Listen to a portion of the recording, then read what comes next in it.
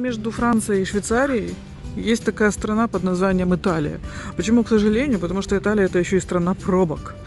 Мы въехали в Италию и встали в пробку. Мы оттуда ехали, в Монако, в Монако, господи, еще говорю в Монако, в Ниццу, через Италию, и простояли в пробках.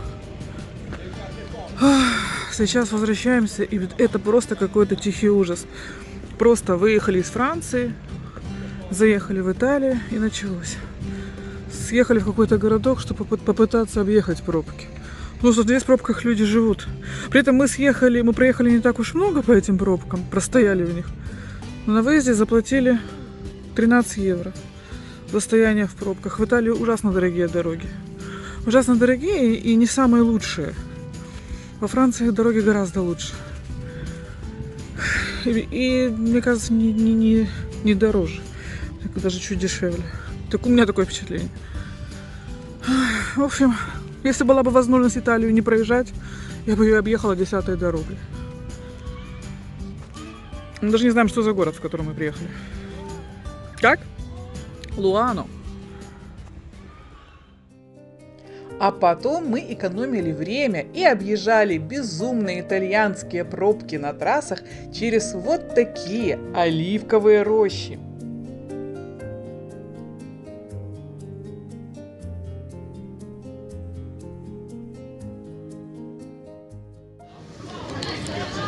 Какие магнитики в Италии.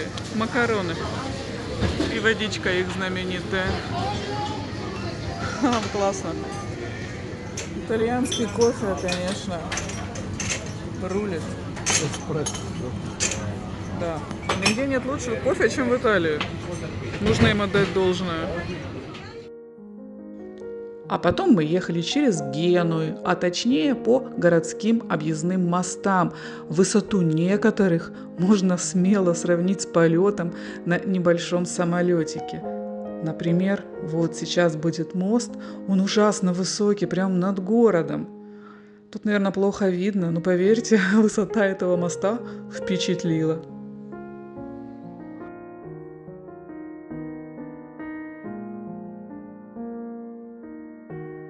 А потом были итальянские горные деревни с итальянскими бесконечными пробками.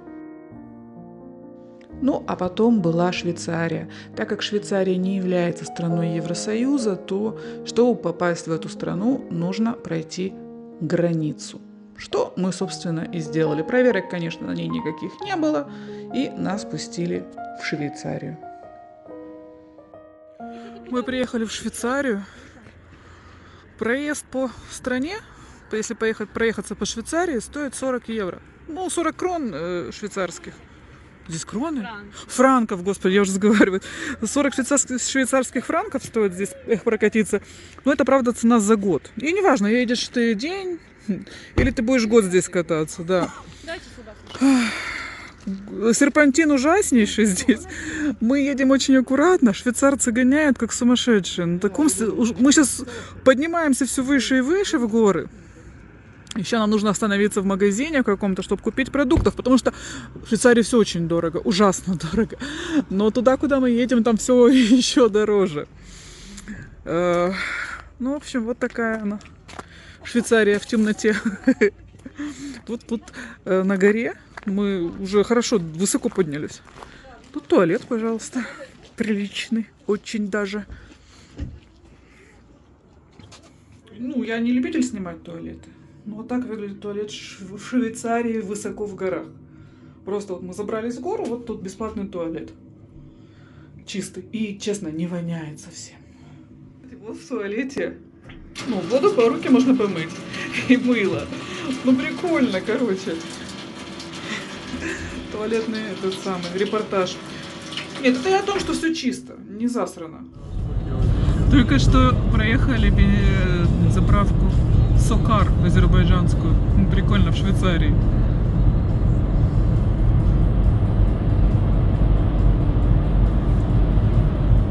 Приехали мы в швейцарский супермаркет, потому что купить надо продуктов поесть.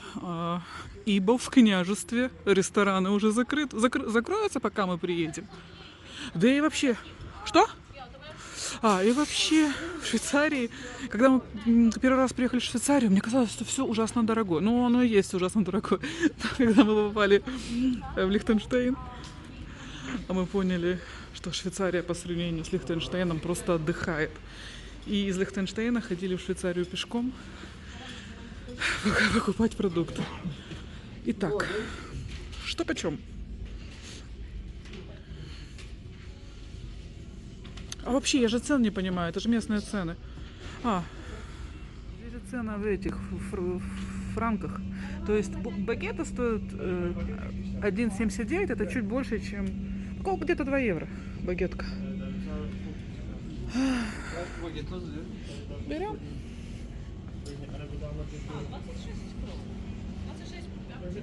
Что? О, какая булочка красивая. Вот, 1,5 евро. Ну, примерно, да. Евро и франк примерно одинаковые. Франк чуть дороже. Какое хочешь? Багет или такое? И вот такое хочу красивое. Кстати, вот сетка каки стоит почти, 2,5 евро, скажем. Надо брать.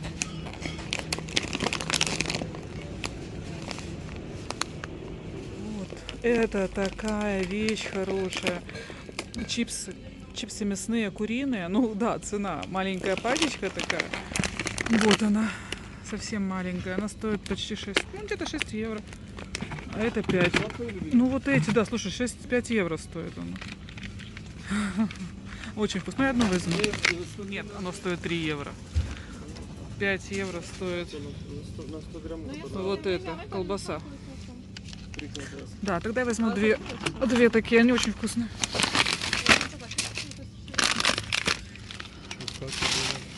Вот это мясо еще очень вкусное. Швейцарское. Вот. 2,5 евро помидорки. 2,5 евро. Полкилограмма помидор. Ну, помидоры примерно как в Чехии, кстати. Ну, сколько их есть? Ну, тут их на 3 евро. Креветочки. Несколько штук. 400 грамм говядины, и довольно симпатичные говядины, стоят 8 евро. 8 евро за 400 грамм. Ну, в Чехии стоит гораздо дешевле. Все это. Фондю всего лишь 3 евро. Кто любит фондю? Нет, вот сыр стоит. Все время путаю, я все время хочу вниз посмотреть. Сыр стоит 4 евро, вот такой кусочек. Био, да. Ну, это Швейцария. Вот килограмм курицы. Не курицы, а куриных ног. 9 евро. Ну, магазин дерьмовый, если честно. Это Lidl. Даже, мне кажется, у нас в Чехии Lidl чуть поприличнее, чем это. Вот 3 евро. Пачка куриных сосисок. 400 грамм. Фондю, конечно, здесь просто такой магазин фондю. Просто один фондю здесь. Больше столько фондю. Даже тут сыра, честно говоря, особого выбора нет. Только фондю. Так, кусочек лосося. 100 грамм. 3,5 евро.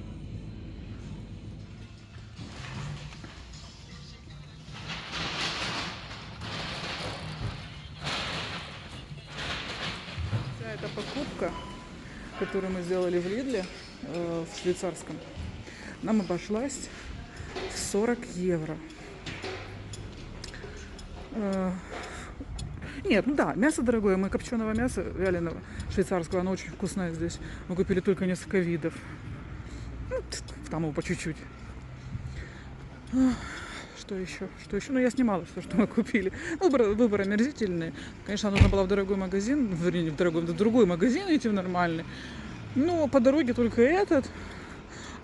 А пока мы доберемся до Лихтенштейна, там даже рестораны будут закрыты. Поэтому маемо.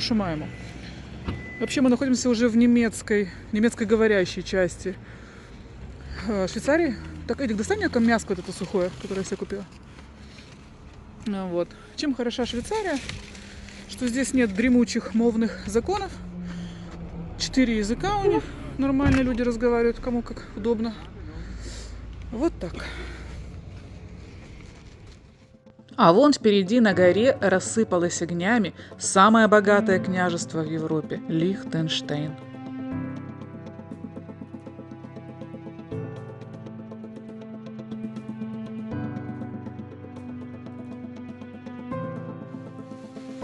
В общем, отель в Лихтенштейне стоил нам 170 евро где-то. Один номер на одну ночь. Ничего не видно, что за окном. Ночь на дворе. Приехали мы из-за... Я вижу там... Да, сейчас покажу. Из-за итальянских пробок мы приехали поздно. В Италии сплошные пробки. И вот здесь вот такой сюрприз. Короче, если человек идет в душ, кто-то, то отсюда можно посмотреть. Мы однажды жили в Румынии, в таком отеле, в котором не только душ можно было посмотреть, но и туалет. Просто была стеклянная стена, и любуйся аж сколько влезет. Для чего и кто это делает, непонятно. Ну, да, туалет здесь скрыли. А могли, конечно, лучше на видное место унитаз переместить, а то как-то... Вот, и главное, мы расстроились, нет чайника в номере, зато есть сейф. Ну, все-таки мы в стране банки. Лихтенштейн — это та же самая Швейцария, по большому счету, только дороже. Вот, здесь все тоже такие же банки, офшоры и так далее. Ладно, завтра пойдем в город, расскажем, покажем. Город, ну да, это страна, это по сути город. Мы не живем в столице, мы живем рядом. Столица называется здесь Вадус. Но мы живем где-то, я не знаю, в 10 километрах от Вадус, что по местным меркам очень далеко. Я даже не помню, где мы конкретно живем, как называется наш город. Я знаю только название одно — Вадус. Больше остальные вот эти городки я не знаю. Вот, по большому счету, это как районы одного города. Вадус, и вокруг него вот такое. Ладно. Завтра покажем, что и как. Кстати, вот так здесь открывается окно. Это максимально. Окно в пол при этом. Я думала, это вообще как можно открыть как дверь. Там хоть и не балкон, там стекло. Вот. Ну, нельзя открыть до конца, ну, чтобы человек не самоубился. А если У тебя столько, знаешь, человек очень богатый, приехал в Лихтенштейн и самоубился пошел. Так, здесь нет здесь нет чайника в номере, но зато есть здесь самообслуженный бар. Пойдем посмотрим. Ну, я здесь.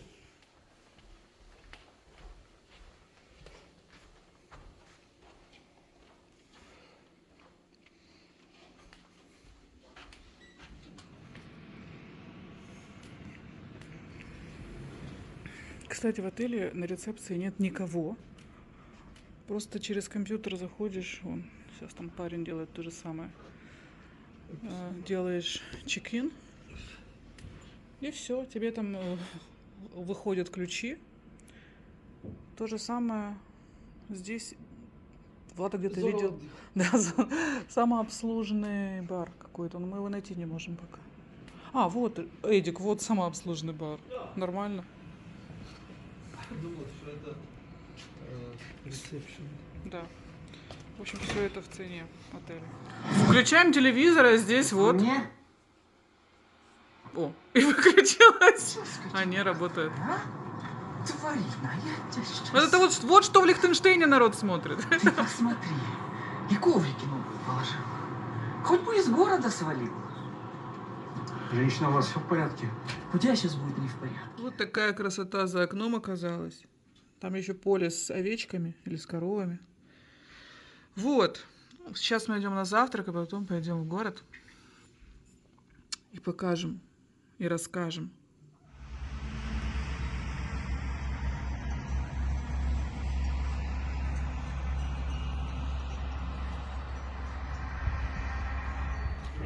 Да. Перебежал на улицу? Да. А что делал там? Ты не показывала фотографии? У бурмистра Власа бабушка Нинила починить избенку, лесу попросила.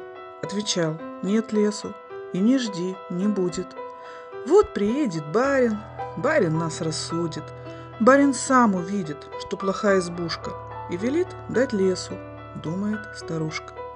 Помните этот стих? Весь читать его не буду, но продолжу окончание. Наконец, однажды, среди дороги, шестернёю цугом показались дроги. На дрогах высоких гроб стоит дубовый, а в гробу-то барин, а за гробом новый. Старого отпели, новый слезы вытер, сел в свою карету и уехал в Питер. Когда Некрасов писал свой бессмертный стих «Забытая деревня», он, наверное, и не предполагал, что описывает одно европейское княжество. Когда-то князь Лихтенштейн купил у обедневшего графа 2 маленьких владения в Альпах. Особой пользы от владений не было, да и населяли это место дикари-горцы. Князь и его последующие наследники навещали это место, названное княжеством Лихтенштейн, только в одном случае, а именно, как в стихотворении Некрасова: «А в гробу-то барин, а за гробом новый». В этом случае новый князь уезжал в Прагу или в Вену и возвращался в следующий раз только для того, чтобы упокоиться в родовом склепе. Так продолжалось вплоть до начала Второй мировой войны. Мы подходим к княжескому замку, который высится над Вадузом. Вадуз – это столица Лихтенштейна. Ну и вот замок Лихтенштейн. Честно говоря, недвижимость Лихтенштейнов, которая когда-то им принадлежала в Чехии, а принадлежала Лихтенштейнам огромное количество дворцов, замков в Чешской Республике. Так вот, вся чешская недвижимость Лихтенштейнов, которая уже принадлежит Чехии, государству, выглядит пошикарней. Конечно, мечта Лихтенштейнов вернуть себе все это. Постоянно судятся с Чехией, чтобы им вернули хоть что-то. Но нет. Во-первых, они не поддерживали фашистов, они держали нейтралитет, но вроде как с ними сотрудничали. Знаменитый в Чехии Валтиц-Каледницкий комплекс. Кто был, тот, конечно, знает, о какой красоте речь. Красивейший замок Чехии, вообще красивейший комплекс. Мы были в начале лета там, это в Южном Арабском регионе, невероятное место. Так вот, это когда-то принадлежало Лихтенштейнам. Так вот, Ледницко-Валтицкий комплекс размером с Лихтенштейн, со всю страну эту. И там дворец Валтицы, замок Леднице. Конечно, вот этому замку очень далеко до того, что они когда-то имели в Чехии.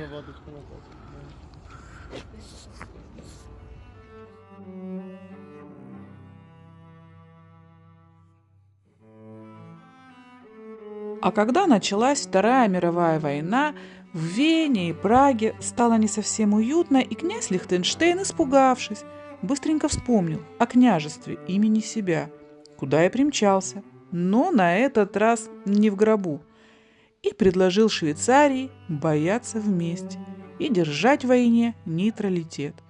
С тех пор забытая деревня княжества Лихтенштейн не только любимый дом Лихтенштейнов, но одна из самых благополучных стран Европы с очень высоким уровнем жизни.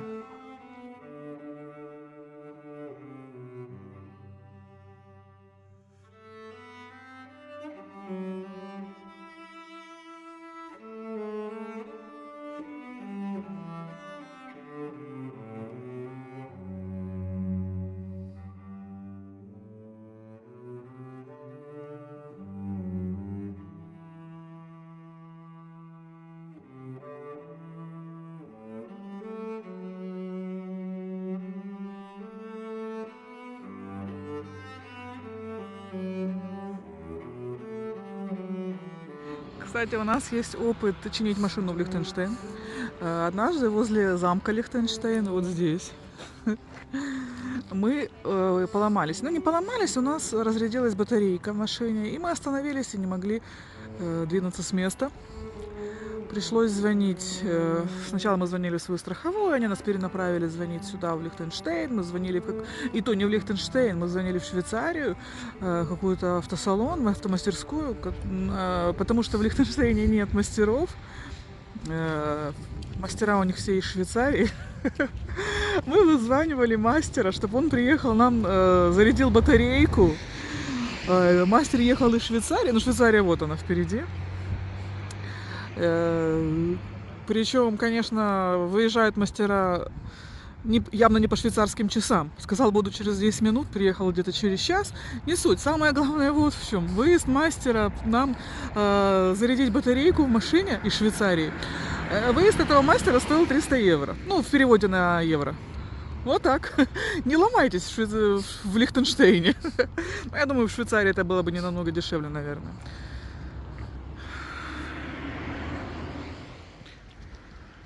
Ну а мы сейчас поедем в по-настоящему эксклюзивное место, которое находится здесь, в Лихтенштейне. Это очень люксовый горнолыжный курорт. Поверьте, знаменитый французский Куршавель отдыхает. Здесь отдыхают в Лихтенштейне очень богатые люди на этом горнолыжном курорте, которые не хотят, чтобы их все видели. Здесь отдыхают люди с такими деньгами, что многим и не снилось. В общем, в этот горнолыжный курорт мы сейчас поедем. Он находится в очень удивительном месте. Ну, в общем, обо всем по порядку. Возможно, по дороге мы еще заедем в Вадус, покажем вам столицу этого государства. Вот. В общем, едем.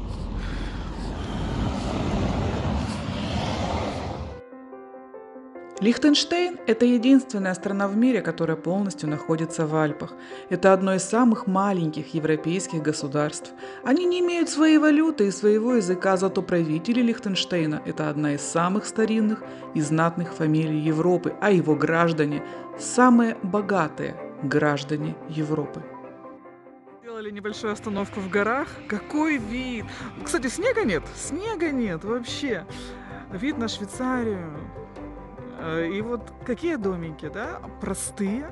Мы нигде не видим майбахов здесь каких-то, я не знаю, шикарных вилл. Вот все такое скромное. При этом Лихтенштейн – это самая богатая страна в Европе, так точно. Хоть я не знаю, почему пишут, что Люксембург. Нет, Люксембурга там долги какие-то есть.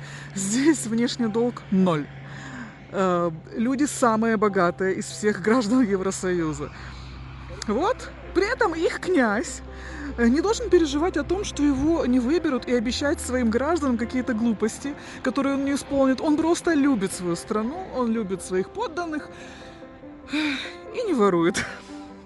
Вот и весь секрет. Ну да, а вообще, конечно, это на самом деле банк, а не страна. Такой же, как и Швейцария, в принципе.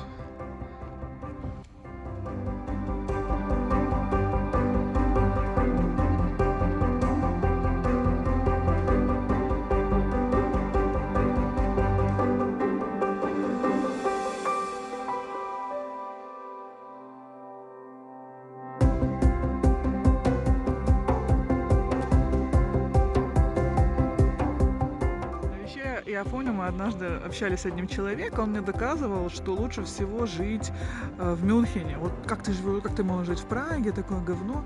Вот у нас в Мюнхене уровень жизни выше, там, ну, в общем, вот такое. Слушал это еще один человек и сказал, говорит, о чем вы вообще спорите? Лучше всего жить в Монако или в Лихтенштейне. Там даже, говорит, не бывает протестов. Потому что людям, ну, против чего им протестовать? Нет, ну понятно, есть там всякие недовольства. Я, кстати, не знаю, если платят здесь налоги, но, например, в Монако не платят налоги люди. Вот. Да, и живут хорошо. В общем, некоторые туалеты, а особенно в Швейцарии и Лихтенштейне, нужно снимать. Я вообще против съемки в туалетах, но смотрите. Вот туалет, да, находится он просто в Лихтенштейне на трассе. Открываем в горах. На туалет, это первый туалет, который я вообще вижу, на него можно сесть. Чисто все, да?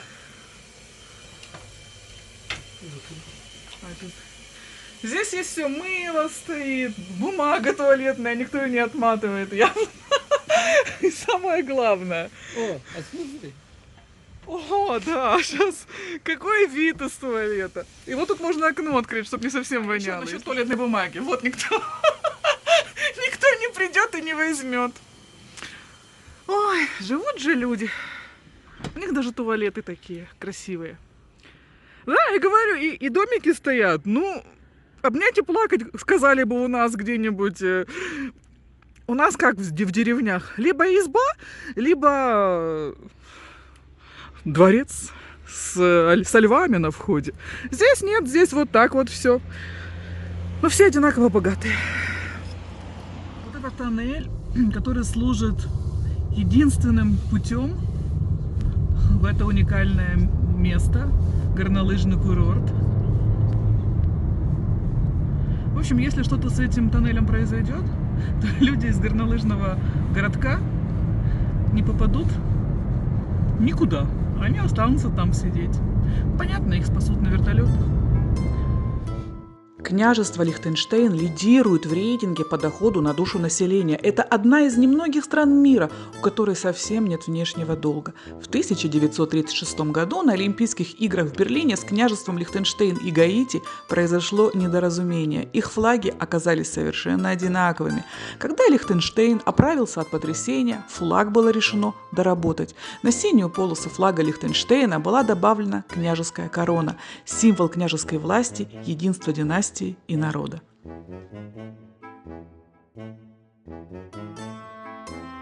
Итак, мы приехали в город, который называется Малбун. Это, собственно, единственный горнолыжный курорт в Лихтенштейне. Остальные горнолыжные курорты здесь находятся в Швейцарии. Но именно этот горнолыжный курорт лихтенштейнский считается самый эксклюзивный. И не побоюсь этого слова, наверное, все-таки он самый эксклюзивный в Европе. Он очень дорогой. Здесь, конечно, очень много отдыхают местных жителей. И подыхает очень много богатых личностей. Инкогнито. Вот. Какая здесь красота. При этом все очень просто. Обычные отельчики, обычные домики. Но поверьте, здесь все очень-очень дорого. Мы здесь останавливались. Я помню, не помню, какой это был год, мы останавливались, кстати, вот в этом отеле. Мы здесь останавливались, и нам говорили, что здесь в тот момент отдыхал... О, Господи, я забыла опять его фамилию. Сюда любит приезжать королевская семья. Княжеские семьи. Ну, понятно, что местные князья Монако здесь любят отдыхать. Именно здесь. Вот.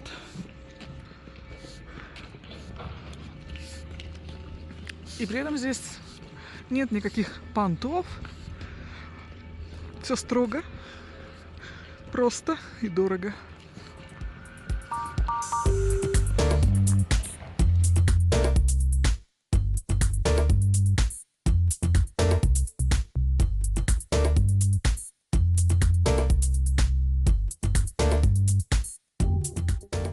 Причем еще чем этот городок уникален, он находится в ложбине, вокруг Альпы.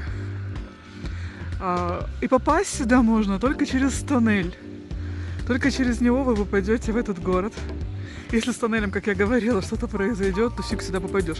Но только вертолетом. А наряду с Узбекистаном княжество является одной из двух стран мира, для выхода из которой к морю нужно пересечь две границы. На этом, пожалуй, сходство с Узбекистаном и Гаити заканчиваются. В Лихтенштейне можно не запирать на ночь свои двери, ведь в стране нулевая преступность. Последнее убийство здесь совершено более 15 лет назад. Местная полиция в основном занимается разбором семейных ссор или выпиской штрафов неправильно припаркованным машинам. В общем, 14 евро, если в евро считать, подняться здесь на гору, на подъемнике. Все поднимаются на лыжах. Ну, а мы в своем царском. Ага. А мы в своем царском поднимемся посмотреть на гору. 14 евро туда и обратно за одного человека подняться на этом подъемнике. Ну ладно, чего нет. Красиво жить не запретишь. Так нет, я постою здесь. В общем, снять интересный сериал о лихтенштейнской полиции с драками, погонями, наверное, все-таки не получится. А вот снять фильм о лихтенштейнской тюрьме или просто в ней отдохнуть было бы, наверное, интересно. В тюрьме всегда находится не более 7 человек. Сама тюрьма скорее напоминает гостиницу. Питание в тюрьму привозят из ресторана, потому что это дешевле, чем брать на работу повара. В Лихтенштейне нет аэропорта, зато есть железная дорога протяженностью 9 километров. Она соединяет Австрию и Швейцарию.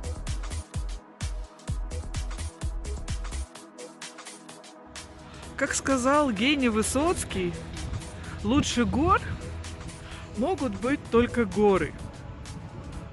Вот, находясь здесь, на вершине лихтенштейнских, швейцарских Альп, ты прекрасно понимаешь. Посмотрите на нашу Владу, как она оделась в пальто и такая: где здесь Венский бал? Скажите, пожалуйста, мне срочно на бал. Вот она сейчас собирается взбираться на вершину, вот Адам делает ей дорогу. Вот. Ладно, тебе не хватает каблуков, чтобы цепляться лучше. Вот человек пришел покорять вершины. А вниз как? А смотри, что летит.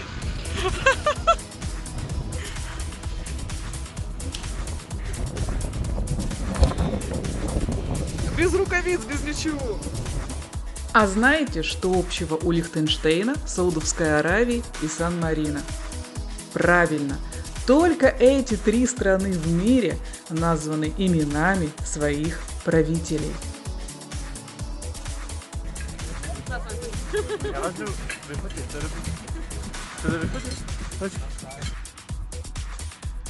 Вот вершина мира Лихтенштейнского.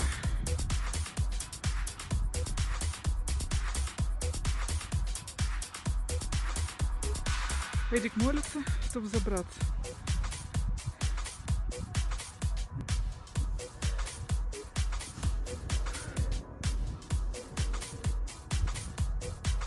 Ты можешь говорить, я... Та-та-та-та-та-та. Давай, выключи это.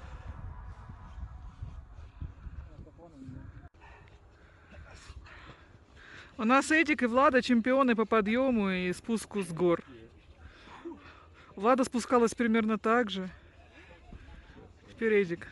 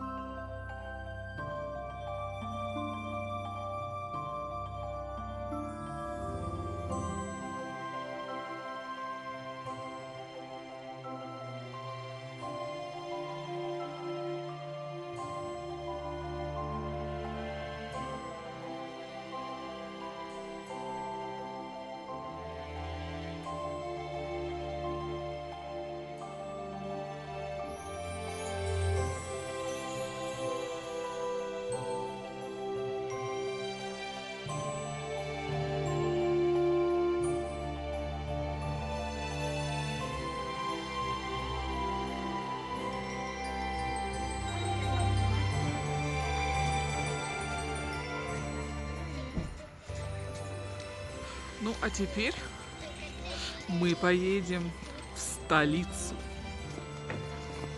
в город Вадус.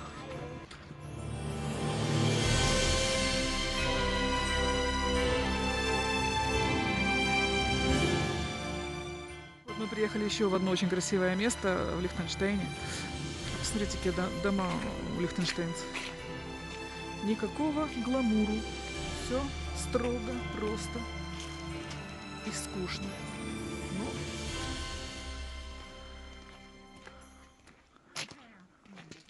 зато с каким видом они здесь живут.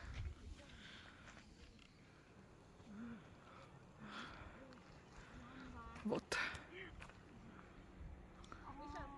Joo, joo, kyllä. Ja me myös Просто городок в Лихтенштейне. Не знаю, как называется. Но вот такой вот он. Кстати, снега очень мало. Очень мало. Обычно здесь его гораздо больше. Миша, веди себя прилично. Миша?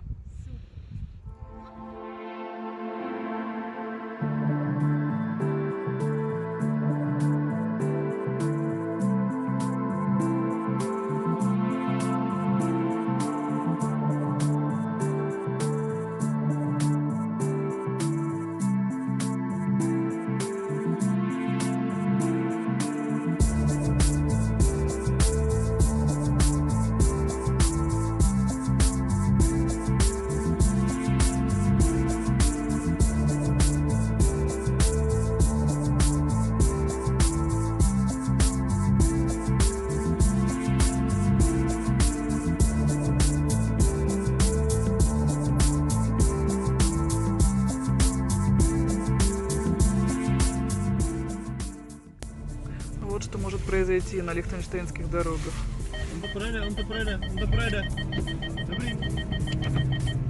Здесь вот есть виноградники. И вино из Лихтенштейна на самом деле очень эксклюзивное. Его очень сложно найти, но легко потерять. Вот. Оно поставляется только в Китай, если не ошибаюсь, еще в какую-то страну. И когда-то его поставляли в Калининград. Да, в Калининград. Как сейчас, не знаю, но одно время была история такая, что и в Калининград поставляли вино из Лихтенштейна. В магазине просто так вы вино не найдете. Может, в Калининграде оно когда-то было, в Китае где-то продают. Вообще, это очень огромный эксклюзив, лихтенштейнское вино. А история с Калининградом, она очень интересная. История виноделия в Лихтенштейне насчитывает более 2000 лет. Одно время это был основной импортируемый продукт Лихтенштейна. Сейчас все виноградники княжества принадлежат князю и являются самыми дорогими виноградниками в мире. К сожалению, попробовать местного вина нам еще ни разу не удалось. Вино здесь делают в целом для себя и немножечко экспортируют в Швейцарию, Китай и в Калининград. А началось все вот как. Однажды на дегустацию вина пришел человек. Вино он дегустировал до тех пор, пока его не вынесли. Во время выноса он кричал, что теперь княжеские вина непременно будут в Калининграде. Лихтенштейнцы вежливо кивали, но через месяц этот человек вернулся. Вежливые лихтенштейнцы испугались очередной дегустации с последующим выносом тела, но история закончилась иначе. Он вернулся подписать контракт, и теперь в Калининграде можно купить бутылочку самого элитного вина в мире из Лихтенштейна. Однако, как сейчас обстоят дела с лихтенштейнскими винами в Калининграде, я не знаю. Ну вот она, столица Лихтенштейна. Небольшой, вернее, даже не то, что небольшой, большая деревенька. Вадус, ну, честно говоря, нет мест для парковок. Особой красоты в Вадус, ну, как сказать, особой красоты здесь тоже нет. В горах там гораздо все красивее. Вот над нами высится замок. И вот если туда чуть-чуть пройти, там будет центральная площадь. Я сейчас быстренько выйду на нее. Ага, не выйду. Мы тут просто остановились на парковке. Не на парковке. На парковке нет места, мы остановились в неположенном месте. Тут есть какое-то место, кстати. Так, и вот. Центральная улица. Ну, сам город Вадус, как по мне, не особо интересен. Вот. Гораздо интереснее там гора. Вот. Центральная улица, самая главная улица Вадус. Вдалеке виднеются горы.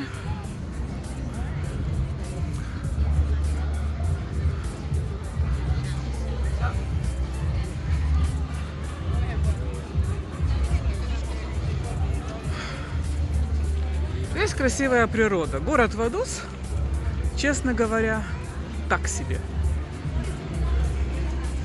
Но еще можно добавить, что в Вадус все очень дорого. Поэтому мы сейчас переедем через мостик и попадем в город, не знаю в какой город, но мы попадем в Швейцарию. Там можно пообедать дешевле, чем в Вадус, и купить швейцарского шоколада домой и сыра. Что мы сейчас и сделаем. Здесь рядом неплохой магазин швейцарский Билла. Вчера мы были в Лидле, отвратительный Лидл. Ну а Билла вот здесь хорошая. Вот сейчас мы в нее заедем. И все. И поедем в Прагу. Домой. Впереди у нас через месяц еще одно путешествие. Только уже не в княжество, а в королевство. Но об этом мы расскажем чуть позже.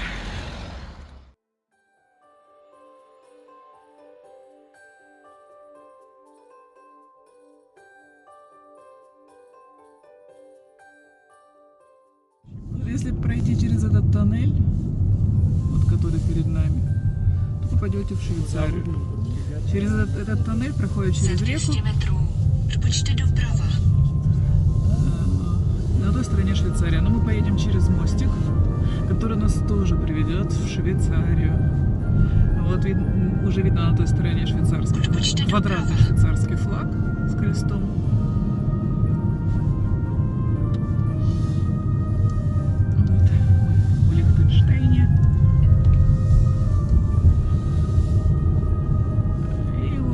Швейцария. Вот здесь. Вот она. Все. Из одного банка в другой. Вот впереди какой-то городок лихтенштейнский на горе расположился. Ну а мы уже в Швейцарии. Я думала, это будет Билла, а это Алди. Ну, тоже такое. Но я помню, здесь был неплохой магазин. По сравнению с тем, что мы вчера были в Лидле, Лидл такая чепуха была. Здесь какой-то был нормальный магазин, мы в него ходили. Я что-то думала, что это Билла. Ну, это Алди, видимо, был. Вот. Швейцарская Алди.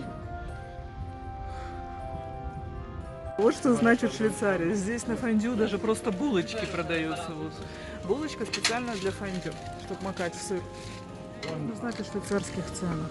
8,55, а это где-то 9 евро, 300 грамм вот поросенка. Спины или что это, я не поняла. А вот еще тоже есть, это, наверное, телячье мясо, телячье, да, 400 грамм, тоже больше, чем 9 евро, вот это получается. Это пипец, товарищи.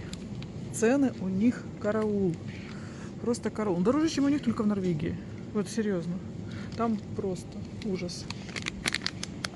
Вот, кусок индюка.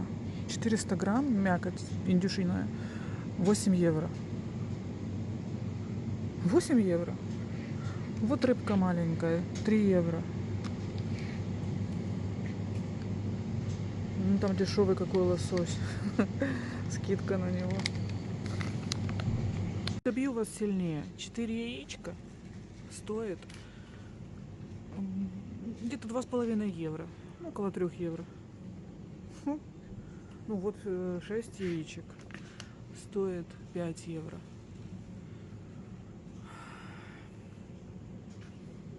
Зато вот сыр швейцарский. Сколько его здесь? 400 грамм. 400 грамм он стоит 4 евро. Это нормальная цена. Сыр в Швейцарии по доступным ценам, кстати.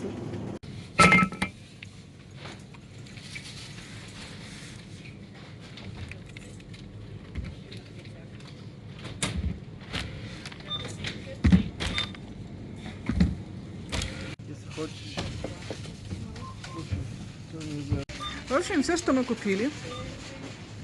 Там были замороженные продукты, молоко, вода, сосиски. Не сосиски, а эти колбаски сушеные, швейцарские. Пару швейцарских шоколадок, сыр. Ну, я все это снимала. Помидоры 500 грамм. Это все обошлось нам 60 евро. Добро пожаловать в Швейцарию!